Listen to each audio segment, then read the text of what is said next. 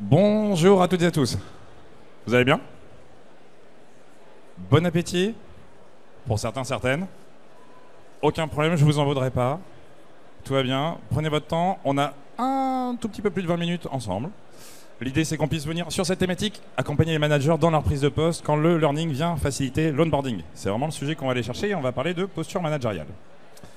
Alors, tout d'abord, je me présente très rapidement. Je suis Gauthier Eloko, juste ici. Entrepreneur sur le développement professionnel, formateur. Je suis auteur et conférencier sur le sujet de leadership et de créativité. Ça, c'est un bouquin chez Duno. Et fondateur de Step Up Your Game. Step Up Your Game, qu'est-ce qu'on fait? On fait des programmes de développement managériaux. On travaille avec L'Oréal, on travaille avec Garnin, on travaille avec le Paris Saint-Germain. Je réponds tout de suite à la question. Je n'ai pas eu Kylian Mbappé en formation. On a eu toute la partie structurelle. On a formé donc les 140 managers du Paris Saint-Germain sur du développement de compétences managériales et quelles sont les bonnes compétences qu'on doit aller chercher, potentiellement aussi sur des premiers postes de manager, mais ça, on va y revenir. Là, quelques références sur ce qu'on travaille, enfin, des entreprises avec lesquelles on travaille directement. Et pour vous expliquer un petit peu ce qu'on fait, nous, l'ADN, vraiment, c'est ça. C'est-à-dire, le management, c'est un métier. Je peux être développeur, j'ai une expertise technique. Je peux être commercial, j'ai une expertise technique avec des gestes techniques. L'ADN qu'on amène et la pensée profonde que l'on a dans tout ce qu'on fait, c'est que le management, c'est un métier avec des gestes spécifiques, des postures spécifiques, une capacité de lecture qui va également être spécifique par rapport à l'interpersonnel. Il y a des gestes qui sont spécifiques au rôle de manager. Le feedback, la communication impactante, la capacité à lire les comportements des personnes sur une logique individuelle, sur une logique également collective. Comment est-ce qu'on vient motiver les personnes? Quand on parle de soft skills, indirectement, les compétences que vous retrouvez dans les soft skills, c'est les compétences qu'on va retrouver notamment sur le métier de manager. Et donc, toute personne qui veut avoir une expertise technique, une verticale, je suis développeur, doit aussi développer son métier en tant que tel de manager. Et donc, nous, on travaille sur du primo manager jusqu'à du codir, sur le geste managérial, sur le geste de leadership. Et c'est ce qu'on adore.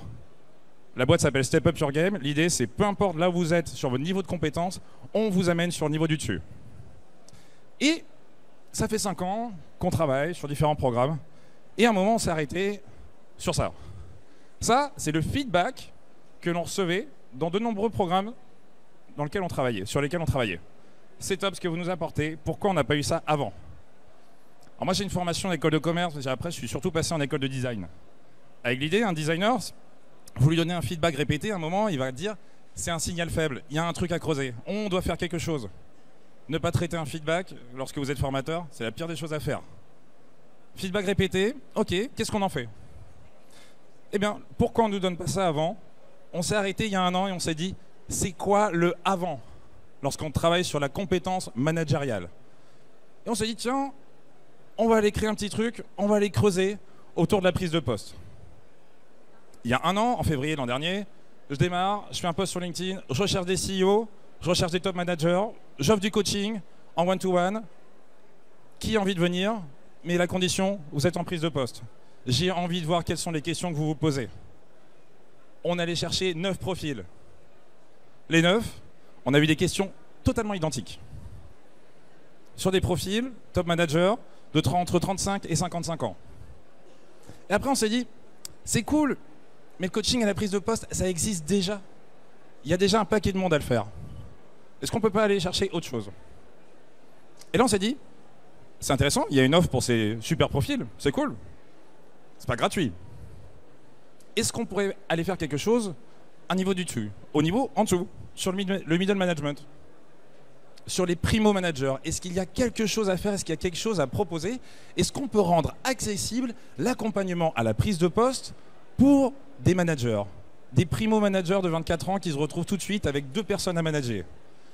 Un développeur qui se retrouve au bout de 10 ans de carrière à manager potentiellement ses anciens collègues. Une personne qui est en mobilité interne. Est-ce qu'on peut lui proposer un accompagnement pour venir travailler le geste managérial? Comment est-ce qu'on peut l'accompagner? On a lancé derrière, on s'est posé la question de comment est-ce qu'on va pouvoir le faire. Et la prise de poste, c'est un sujet passionnant. Je vous donne très rapidement 2 éléments. Robert Half, il nous dit, 1 salarié sur 2 envisage de démissionner au cours du premier mois d'embauche. Glassdoor, qu'est-ce qu'il vient de nous dire? Le processus d'intégration réussi, ça améliore la rétention des nouvelles recrues de 82%. Cool. Donc nous, on s'est dit, il y a un geste, il y a des gestes de métier managériaux qu'on a envie de creuser, et en plus, on vient sur une période qui est clé pour l'entreprise. Est-ce qu'on peut amener ce qu'on fait sur des programmes de développement de leadership dans les grandes entreprises sur cette population-ci? Comment est-ce qu'on peut le faire? Et là, on a commencé à creuser. On a travaillé sur une première promotion de 36 personnes. Pour vous raconter l'histoire, je recherche à ce moment-là des personnes, c'est totalement gratuit. Je mets un post le mercredi matin sur LinkedIn, je dis je cherche 40 managers, ça sera un programme sur 6 semaines, je viens tester du contenu autour de la prise de poste, venez. À 18h, 28 places prises sur 40. Le besoin, il est là. Les gens disent ben, je n'ose pas trop le demander à mon employeur, je préfère que ça reste discret. J'ai accompagné 40 personnes de manière super discrète sur leur prise de poste. On a validé le contenu. On a refait une deuxième promotion, cette fois-ci avec 35 personnes, sur septembre-octobre. On a travaillé l'expérience collaborateur. Ça nous a permis de développer un programme qui s'appelle Step Up Your Job. Et le principe de ce qu'on fait, pour vous expliquer un petit peu, parce que ça reste original, notre offre, nous on a un programme qui est destiné à la prise de poste des managers, sur la mobilité interne ou nouvellement arrivés dans l'organisation. Et comment est-ce qu'on vient de travailler? On vient de travailler sur des temps collectifs, des ateliers en ligne, de l'échange entre pairs parce que les gens adorent se connecter à des personnes différentes d'elles. On travaille avec une petite solution qui s'appelle Random Coffee, on fait de la connexion entre personnes de même seniorité mais de secteurs différents. On ouvre les chakras. Comment est-ce que ça se passe dans un autre secteur, la prise de poste? C'est quoi le style culturel de ta boîte et du management? On ouvre les personnes et on ouvre la parole parce qu'on vient travailler avec des personnes qui sont différentes de nous. Du coaching personnalisé, on fait des sessions en one-to-one et on a créé une plateforme de modules qui nous permet justement, sur 6 semaines, de débloquer quel est l'essentiel du geste managérial centré sur la prise de poste. On a tout réadapté, ce qu'on fait chez Guerlain, chez L'Oréal, au Paris Saint-Germain. On a condensé ça pour que ça puisse tenir sur une période courte, une période de 6 semaines. C'est en entreprise et l'idée, on va en reparler derrière, c'est de pouvoir, cette année on ne peut pas le faire, on va lancer 5 promos, mais l'année prochaine on va en lancer 10, c'est d'avoir un démarrage mensuel. Pourquoi? Parce qu'il y a énormément de choses qui se jouent dans les 4 et 6 premières semaines de la prise de poste. Et donc au lieu de se dire je vais attendre d'avoir 5 ou 6 personnes pour pouvoir les former, faire venir un formateur en management, nous l'idée c'est de se dire vous allez des prises de poste tout au long de l'année, on vient créer des programmes qui vont se lancer tout au long de l'année pour que vous puissiez directement mettre vos managers qui sont en prise de poste, primo managers, les mobilités internes et également les personnes nouvellement recrutées. Et la proposition de valeur c'est celle-ci. Comment est-ce qu'on vient faciliter la prise de poste des managers en les faisant passer au niveau supérieur et en 12 heures sur 6 semaines. Pourquoi? Quand vous démarrez un job, vous êtes à fond et vous n'avez pas forcément beaucoup de temps. Et on vous demande de rencontrer différentes personnes, on vous demande de comprendre la culture de l'entreprise, on vous demande de savoir où est la cantine. Il y a énormément de questions qui vont de la question très stratégique sur une logique de vision à des choses qui sont pragmatico-pratiques. Et donc c'est énormément d'éléments et énormément d'informations à retenir. Excusez-moi. Et donc on revient là-dessus. Pourquoi est-ce que c'est intéressant de venir accompagner les managers dans leur prise de poste et de travailler sur du développement professionnel sur le moment de la prise de poste? Premier élément de réponse. Vous avez 2 choses toutes simples que vous retrouvez sur ce moment-là précisément. Le premier, l'engagement. Bateau. Ok ? La personne prend son poste, elle est engagée. Excusez-moi. Elle est motivée. Ça, c'est relativement simple. Ce qui nous intéresse, c'est le deuxième. L'effet de nouveauté.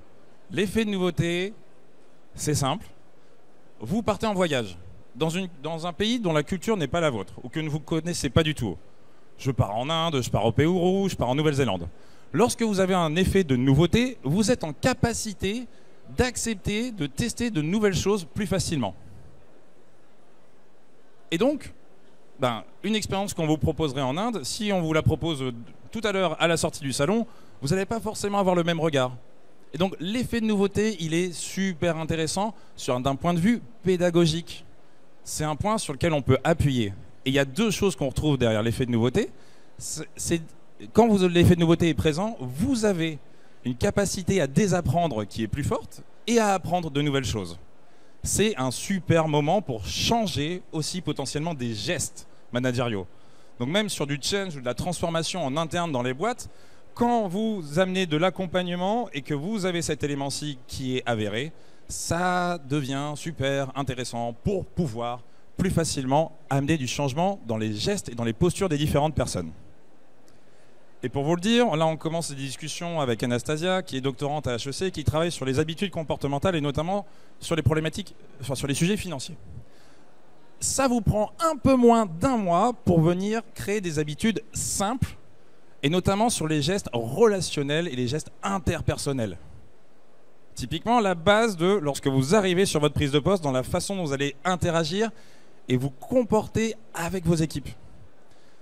Énormément de choses se jouent dans les 4 et 6 premières semaines autour de la prise de poste. Et de manière inconsciente. Savoir quelle est l'habitude que vous avez commencé à prendre dans la façon dont vous allez dire bonjour, interagir, mener vos réunions. Il y a énormément de micro-gestes qui sont d'une importance capitale dans la façon dont les personnes vont pouvoir interagir avec vous, qui se jouent sur cette période-ci. Venir accompagner cette période-ci, c'est prendre les bonnes habitudes dès le départ. Et c'est plus intéressant de travailler sur le paramétrage, si on devait parler de machine, que sur de la correction ou de la réparation. Moi, j'ai une foi profonde que le learning doit être sur une logique de comment est-ce que je vais aider les personnes à bien partir dès le départ. Et pas forcément être dans le comment est-ce qu'on va faire toute une transformation managériale parce qu'on n'a pas forcément de très bon style et on a peut-être 100 personnes à former. Prenez les personnes dès le départ, vous allez voir, il y a ici quelque chose qui se joue qui est génial dans la façon dont les personnes vont aussi prendre du plaisir. Nous, le constat que l'on fait, et par rapport à ce qu'on fait d'habitude, donc on est aussi critique par rapport à nos programmes entre guillemets plus classiques, la formation excusez-moi, que vous allez faire 3 mois plus tard, il y a déjà des habitudes qui sont prises.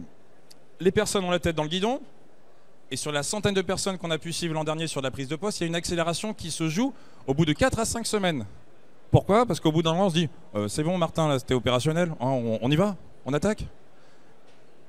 Psychologiquement, on demande à la personne d'amener des résultats très rapidement, et notamment au bout d'un mois. Passé un mois, vous avez davantage la tête dans le guidon, il y a des sujets aussi qui vont arriver avec du passif.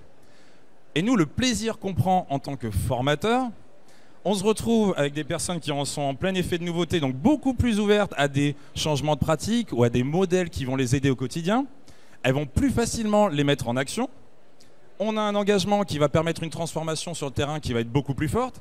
Et on a des sujets immédiats qu'on vient travailler sur du coaching, sur une approche de problem solving. Ça, si vous voulez qu'on creuse ce sujet-ci, on se retrouvera au stand, on est au EdTech 29.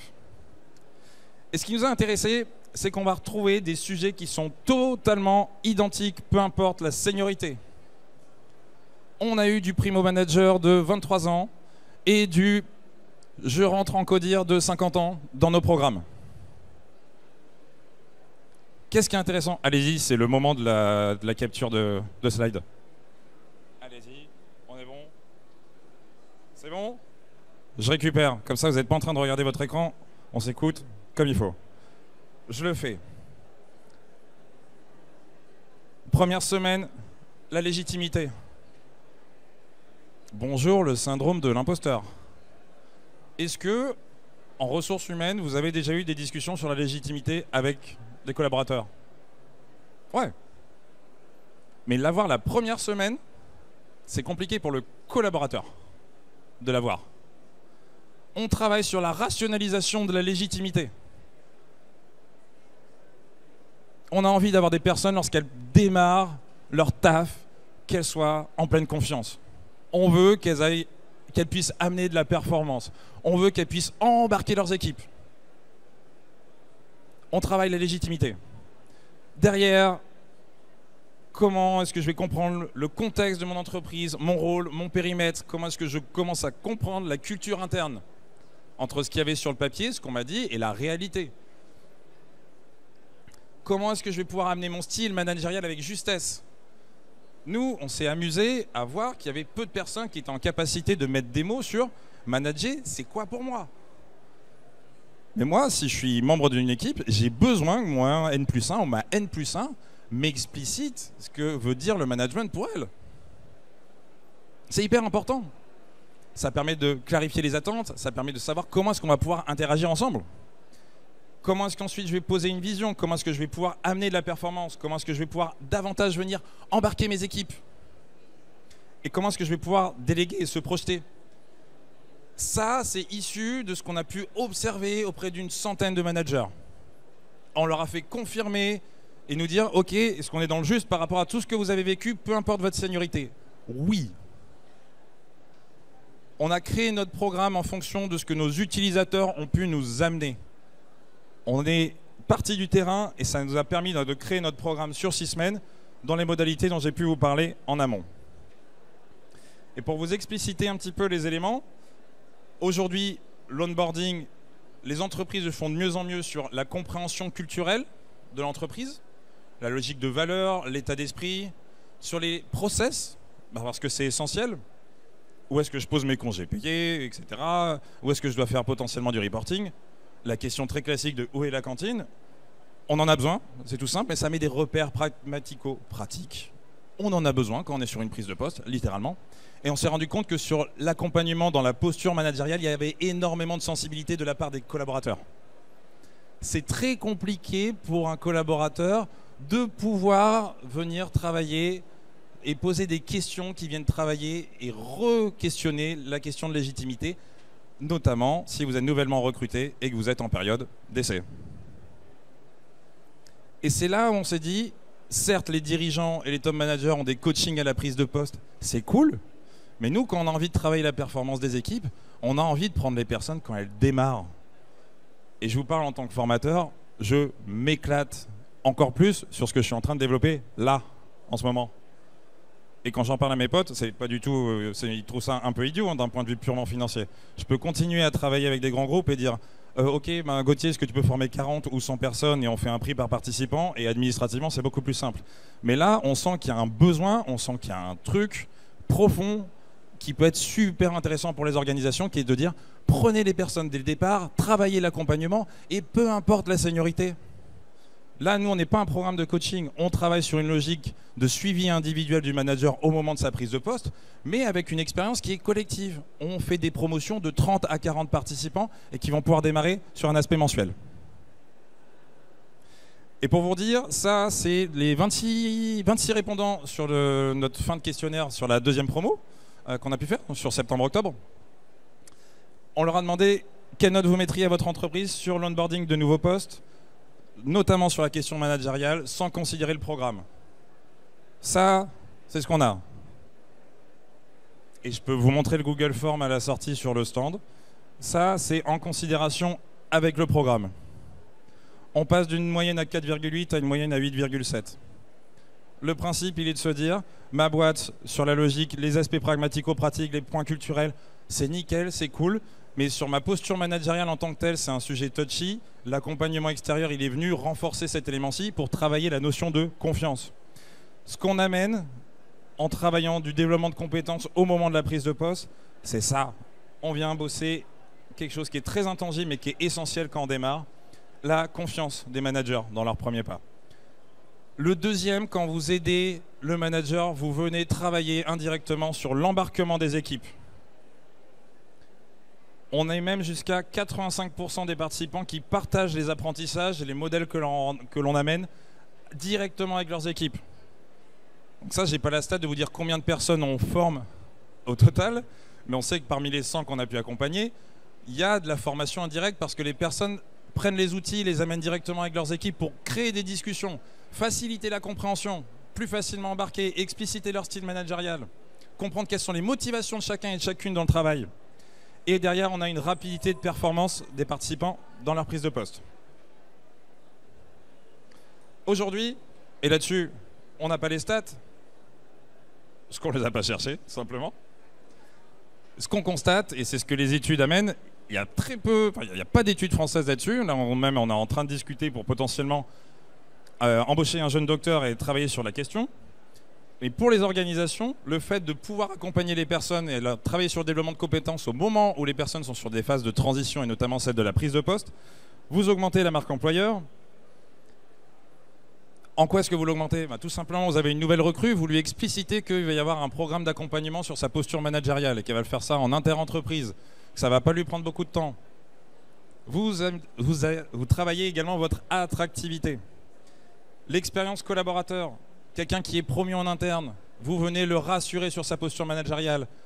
Le super développeur qui a 10 ans d'expérience mais qui va se retrouver en posture de management de ses anciens collègues qu'il manageait lui-même et avec qui il est potentiellement ami. Situation épineuse.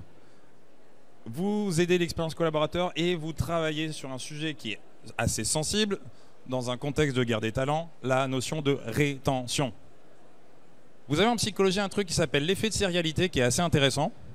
C'est la façon dont la mémoire vous aide à raconter des histoires. Typiquement, c'est la façon dont vous racontez vos histoires avec vos ex. Vous racontez le démarrage, vous racontez le climax émotionnel et vous racontez la fin.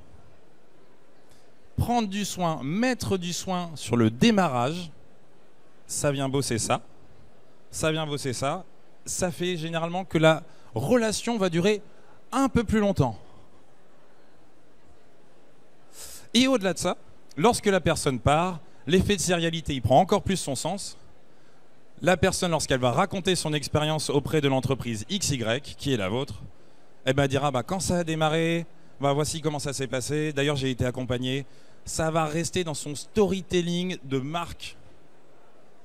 La formation qu'elle a fait au bout de 2 ans, sur laquelle on ne lui a pas forcément demandé son avis, non, celle-ci, elle ne va pas en parler. Mettre du soin sur le démarrage, sur la confiance de la personne, vous renforcez le lien directement avec l'entreprise. Il ne me reste plus que 1 minute, je le crois, il me semble. De manière très simple, prochain démarrage de promotion, c'est le 17 mars.